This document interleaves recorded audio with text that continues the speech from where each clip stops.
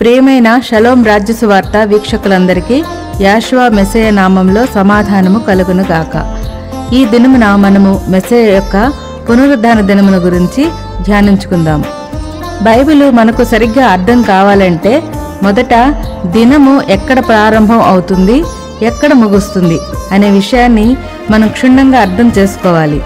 అది అర్థమైతే గాని మిగతా విషయాలను మనం గ్రహించలేము.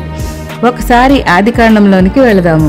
1వ అధ్యాయము 1 నుండి 31వ వచనం వరకు మనం గమనిస్తే అక్కడ 6 దినములను గురించి చెబుతూ ప్రతి దినము కూడా అస్తమయంతో మొదలుపెట్టి మరల అస్తమయంతో దినము పూర్తి అగుచున్నట్లు చూస్తున్నాము.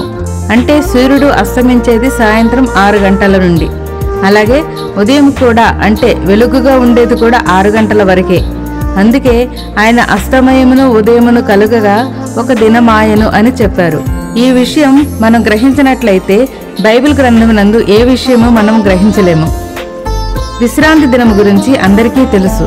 విశ్రాంతి దినము ఒక్కరోజు మాత్రమే కాదు, బైబిల్ నందు విశ్రాంతి దినములు ఉన్నాయి, అంటే 1 కంటే ఎక్కువ విశ్రాంతి దినములు, మహావిశ్రాంతి దినములు కూడా ఉన్నాయని గ్రహించగలరు. మెస్సయ్యను మ్రాను మీద సిలువ వేసిన తర్వాత 3 దినములైన తర్వాత పునరుద్ధానం చెందినట్లు చూస్తున్నాం.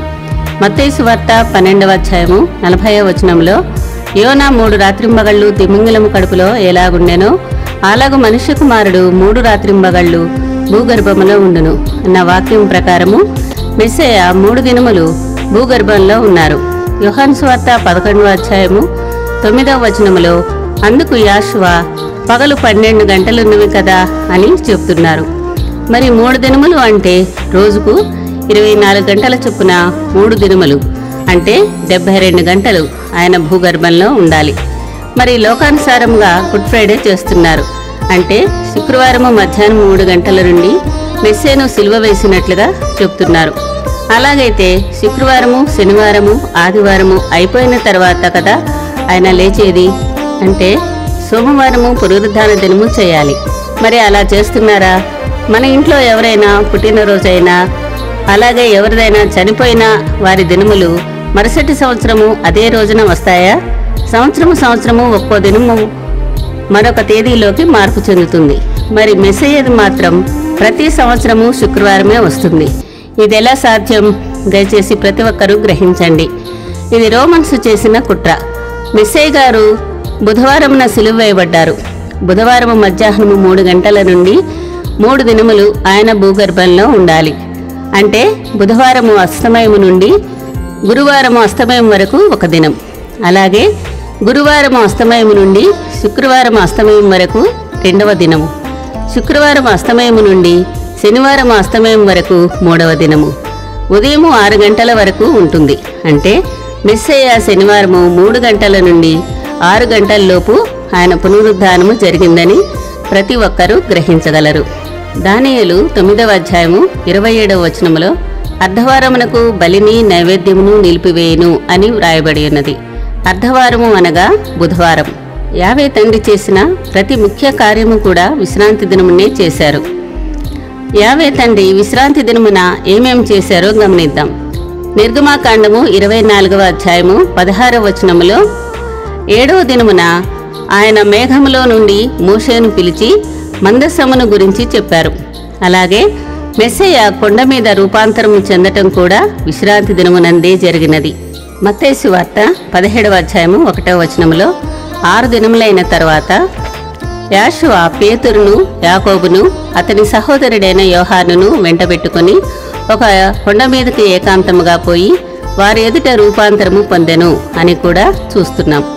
ముఖ్యమైన కొన్ని వాటిని యాషువా మెస్సయ్య 7వ దినాన్నే చేసినట్లు గమనించాలని మనవి చేస్తున్నాం.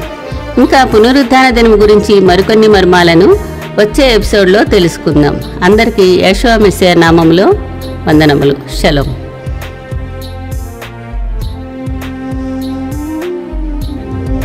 ఆదియందు ఎలోహిం భూమి ఆకాశములను సృజించెను. భూమి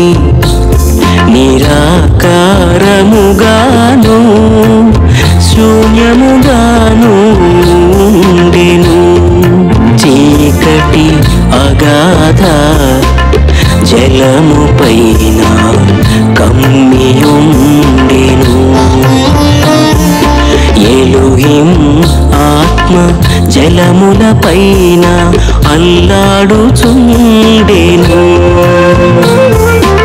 ఎలోహిం వెలుగు కమ్మని పలుకగా వెలుగు కలిగెను.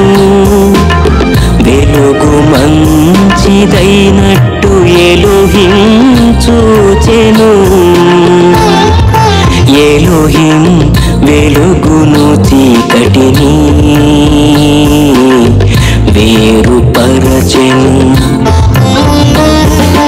ఎలోహిం వెలుగునకు పగలనియు చీకటికి రాత్రనియు పేరు పెట్టెను. అస్తమయమును ఉదయమును కలుగగా ఒక దినమా